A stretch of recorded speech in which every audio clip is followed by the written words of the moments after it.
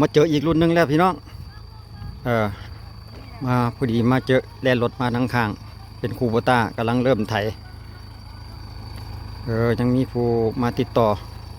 ผู้นี้มันเรากำลังมาติดต่อเพื่อจะไปลงนาเราโอ้งานหลายตัวสันเดี๋ยวเบิ่งก่อนพี่น้องว่าเป็นคูโบต้ารุ่นใดมันอยู่ไกลเกินเดี๋ยวให้เพิ่นมาอีกแป๊บหนึ่งก่อนเดี๋ยวเขาลงมาทางนี้กับป่าวีที่แดนลาวพี่น้องเอ้ยกับบรรยากาศการไถนาอยู่จุดนี้ก็แม่นอยู่อีกพื้นที่หนึ่งจุดนี้อยู่เขตนาฝากเข้มสำหรับจุดนี้เนาะขึ้นอยู่กับบ้านท่าสว่างมาเบิ่งเห็นเราเก็บมุมไป2 เทื่อตามที่เขาเบิ่งนี่สังเกตต่อเฟืองพี่น้องเพราะว่าเขตนี้จะมีหน้าแซงมีหน้าปังเป็นหากกันแล้วหน้าปังไปหมาดๆก็เลยมาต่อหน้าปีแล้วพี่น้องปี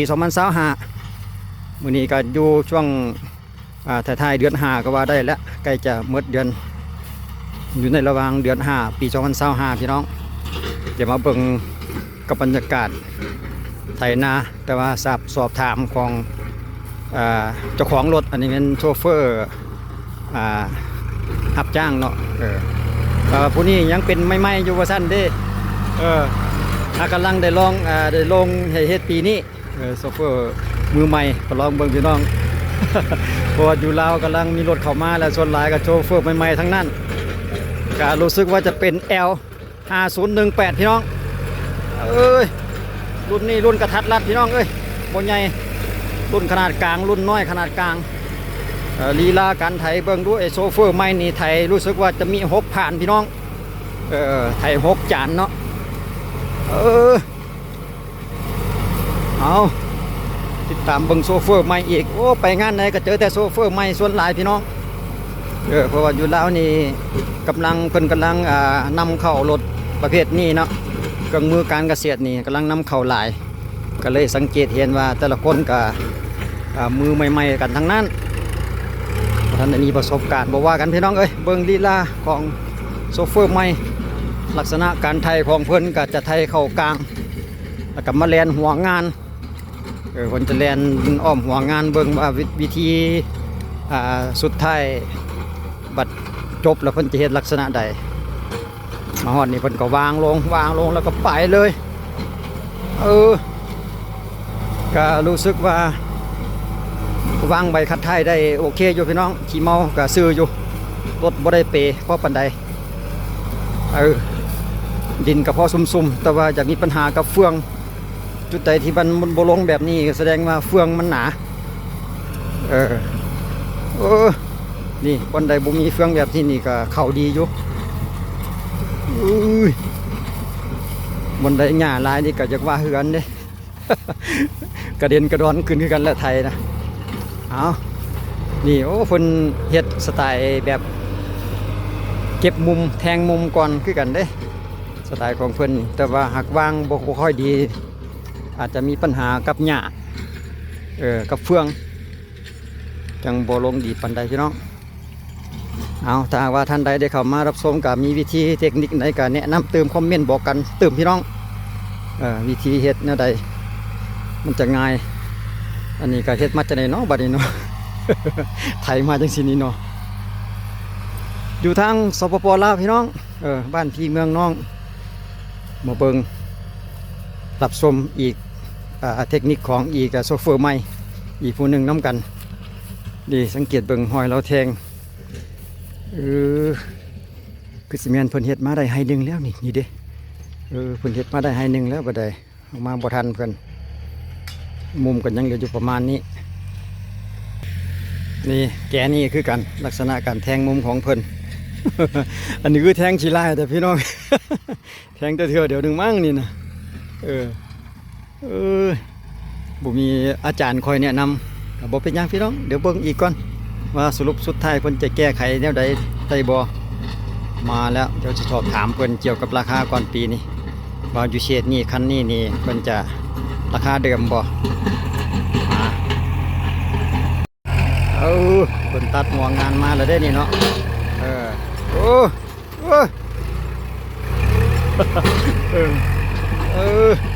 ก็เลยเครื่องคางรถเพิ่นนะ เออโอ้เพิ่นยังมีการฮู้จักปรับผ่านไปนำเด้อพี่น้องโอ้ตั้งผ่านเดี๋ยวก่อนกินน้ำก่อนแม่เดี๋ยวสอบถามเพิ่นพักกินน้ำก่อนแม่ไปใส่ต่อป่ะนี่มีต่อยืนบ่โอ้โซเฟอร์พี่น้องสมหน้าโซเฟอร์นี่แหละเพิ่นไทยราคาเท่าไหร่ราคาเก่าบ่500,000เดียวบ่500,000นี่เก่าเนาะไทยปั้นพร้อมแล้วฮะแล้ววันนี้เพิ่นให้เจ้าไล่เท่าไหร่ไล่1 50,000ปั้นพร้อมก็ก็ดีตัวเนาะคือว่าดีได้1 50,000ไล่นึงกับข้าวเดียวกันแล้วอันนี้ได้2ไล่เราก็ยักในแต่เช้ามานี่เนาะต้องไล่ตึ้งเลยเอามีงานต่อเนื่องดีแล้วมีงานหลายคนยังรอถ่าดิแม่นบ่กันหลายคนนี่เพิ่นผู้เสื้อสีส้มมันก็มาถ่าเจ้าได้หันแม่นบ่เอาเดี๋ยวสิเบิ่งน้ำอีกหน่อยนึงโซมหน้าของโซเฟอร์กันอยู่ประมาณนี้แหละพี่น้องเดี๋ยวเฮาผ่านการสอบถามเพิ่นเมื่อกี้เนี่ยยังอยู่ในราคาเก่าปี2025บ่ว่าจิตฤดูหน้าแซงก็มาอยู่ในนั้นหน้าปีก็ยังราคาเดียวพี่น้องมีตกเฟืองค่าเฟืองหน่อยนึงก็อยู่ใน500,000กีบทั้งปันพร้อม500,000กีบนี่ก็อยู่ประมาณ800กว่าบาทพี่น้องประมาณ820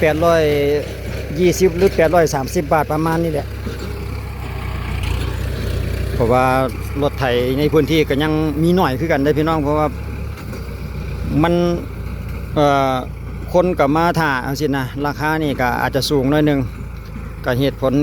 ย้อนว่ารถมีหน่อยบ่หรือจังใดสินะบุวิภูมาเซ็งกันก็สมเทียบสู่ฟังบนแน่ใจว่าทางฝั่งไทยหรือทางอีสานเพิ่นจะอยู่ในราคาใดเนาะก็ส่วนอยู่ทางเพิ่นนี่ก็อยู่ประมาณราคานี้สำหรับโซเฟอร์เพิ่นนี่ก็เมื่อกี้เพิ่นว่าจะได้ไล่1 50,000ไล่1 50,000กับประมาณ80กว่าบาทคือกันพี่น้องสำหรับค่าแรงงานของโซเฟอร์ก็อยู่ประมาณนี้เนาะเพราะว่าเป็นโซเฟอร์รับจ้างเด้เอาไปก็ดีคือกันเพราะว่าในช่วงระหว่างเวียกก็ขับรถไถไปนำสำหรับผู้มักขับรถตกว่ามักไถนาน้ำให้น้ำนาก็ได้ไล่หนึ่ง50,000นี่ก็ถือว่าดีอยู่ราคาสูงสำหรับแรงงานของโซเฟอร์เอามาต่อยหน้าเพิ่นจะบ่ทอกันพี่น้องเพิ่นจะเก็บด้านนี้จะใหญ่กว่ามันแหลมๆไปทางนั้นอยู่เพิ่นก็เลยมาถอยหลังเก็บเอาลักษณะนี้เนาะ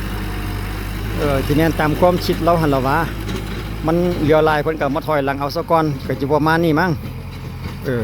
โอ้ไปแล้วพุ่นกูสิแม่นแลนยาวเลยบ่จักเดี๋ยวเฮารอเพิ่นวนมาอีกแป๊บนึงก่อนว่าเพิ่นเก็บบัดสุดท้ายเพิ่นซ่อนคันจะเนียบเนียนบ่สำหรับโซเฟอร์ใหม่เดี๋ยวเฮารอถ่าเบิ่งอีกแป๊บนึงพี่น้องถอยมาสำหรับจุดนี้ก็ยังขึ้นอยู่ในพื้นที่ของบ้านท่าสว่างพี่น้องท่าสว่างทางงอนนี่แหละโซนของนาฝากเข็มก็หมายเพิ่นเอิ้นอยู่เขตนี้เนาะก็ขึ้นอยู่กับเมืองไชยธานีนครหลวงเวียงจันทน์พี่น้องสำหรับจุดพิกัดนาฤดูนาปีในปัจจุบันนี้ส่วนหลายก็มีแต่วานแหละพี่น้องเอ้ยวานอยู่ทางลาวเฮาที่นี่ก็บ่มีเครื่องพ่นนี่อยากมีน้อยละมีแต่กำวานรถพี่น้องสไตล์เดิมๆกำปึกเลยการวานของแต่ละคนของแต่ละเจ้าอยู่นี่เนาะมาถอยเป็นกำลังกะเกี่ยมเพื่อสิเก็บหัวงานเพราะว่ามันใกล้จะแต่ละคางใกล้จะแล้วเด้ใกล้จะสำเร็จแล้วเด้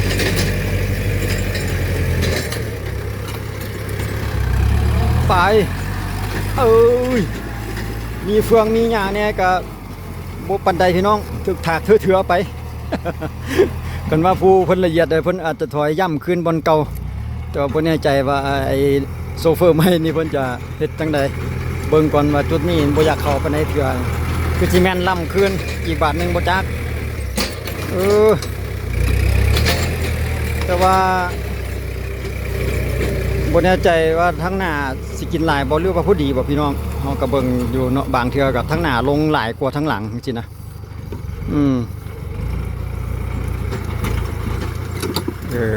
ละเอียดสมควรได้นี่ถอยหลังเอาได้ไปอีก2 เทื่อ3 เทื่อจังค่อยงาม โอ้งามแล้วก็เฮ็ดไปศึกษาไปนำพี่น้องตามความเฮาคิดดอกเบิ่งลักษณะของเพิ่นใครแต่ว่ามันหักรถรุ่นใหม่มันบ่ยากเนาะพี่น้องซับหน้าซับหลังไปหน้าไปหลังง่ายอยู่ถอยมาอีก เมื่อกี้นี่บ่แน่ใจพี่น้องขึ้นไปถามเพิ่นถามว่าเจ้าใส่เกียร์ใดว่าซั่นเพิ่นว่าใส่เกียร์2ว่าซั่นเด้อ จักแม่นหรือบ่แม่นก็ถูกบ่พี่น้องใส่เลข2รถอันนี้น่ะเพิ่นว่าเพิ่นใส่เกียร์2แล้วก็ซับหน้าซับหลังไปเลยเพิ่นว่าซั่นเด้ก็ถือว่าละเอียดอยู่เด้ล่ะคนในบ่เข้าเลิกเคยกระถอยหลังเอาคืนอยู่เด้ก็คันเฮาไทยได้ละเอียดดีมันก็เวลาปั่นมันจะง่ายแม่นบ่พี่น้องคิดว่าได้ถ้าว่าบนใดมันบกเข่ามันหามสิมันปั่นก็บ่อยากล้มเนาะถ้าว่าเฮาไถละเอียดได้ดีนี่เวลาเฮาบ่ปั่นเวลาสิหวานมันจะละเอียดจะปั่นง่ายบ่ประมาณนั้นมั้งคิดว่าโอ้คนก็ยังมาถอยแทงมุมอีกเทื่อนึงเด้อบ่คักบ่เนี่ยบ่หรือจังใดเอาเป็นจังใดบาดนี้เกือบข้ามกันนะเพิ่นสิตั้งลำเพื่อไปซ่อนคันไปและทางนี้เลยมั้งเอาไปจะได้เอาไปทางไหนบันจีไปซ้ายหรือไปขวา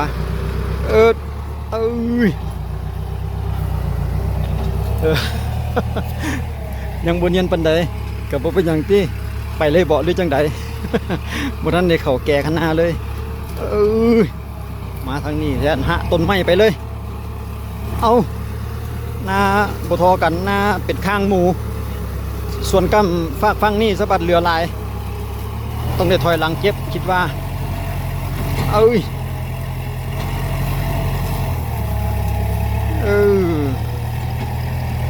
งามสำหรับมาทางฝากนี่แหละงามอยู่มันแห้งดีคือจิแตกดีอยู่คิดว่าเวลาวานถ้าบ่มีฝนลงมาใส่อีกนี่ก็คิดว่าบ่น่าจะมีปัญหา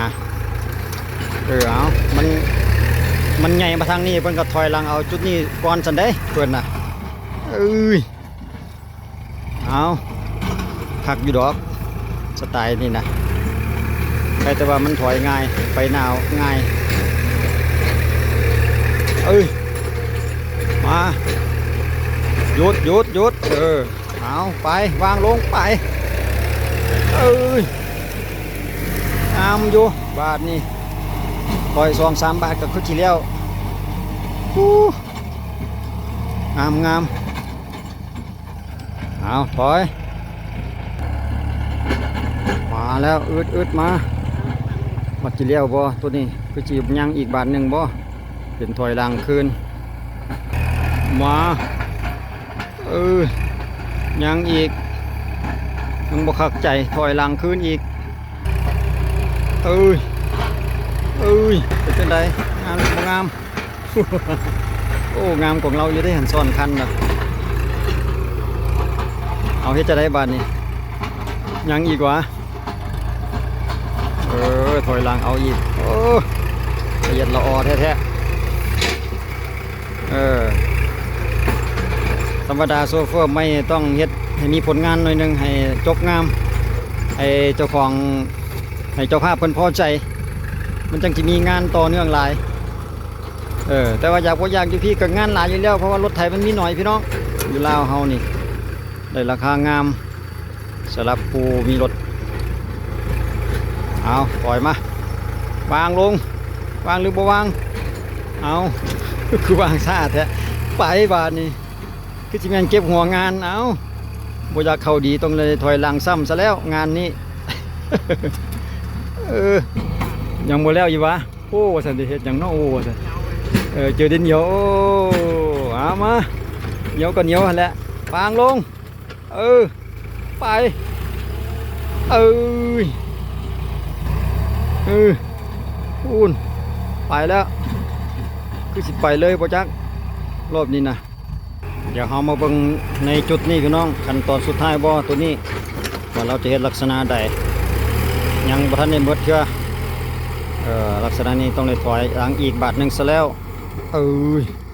เจิดไปทั้งพุ่นเลย เอาเดี๋ยวอีกแป๊บหนึงพี่น้องมารอเบิ่งกับไอ้โซเฟอร์ใหม่วางลงโอ้เขาแก่ขนาดปั๊บพอดีเลยบ่อยากลงดีปานใดแต่ว่ากับพอถือได้ไทยไปได้เฮ็ดจะได้แล่นยาวเลยหรือบ่แล่นยาวโอ้สอนคันอย่างสวยงามสรุปบ่สำหรับเที่ยวนี้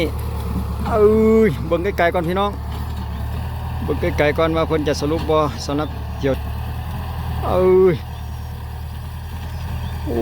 ไปแล้ว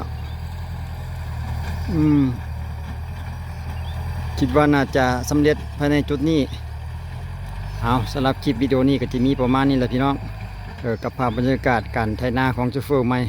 บางจุดก็อาจจะทุลักทุเลเด้แต่ว่าก็พอเบิ่งได้ใส่ว่าเวลาปั่นยังมาใส่รถตัวนี้ปั่นสวยก็คลิปนี้เขาก็คือการข้อมูลคือจังเฮาได้ก้าวไปเบื้องต้นพี่น้องเรื่องราคาเรื่องเทคนิคการไทยการเข้ามุมของโชเฟอร์ค่าให้งานโชเฟอร์ก็จะอยู่ประมาณนี้เนาะแสดงว่าเรียบร้อยในงานนี้ขอบใจทุกท่านที่ให้การรับชมไว้เจอกันคลิปหน้าสำหรับคลิปนี้สบายดี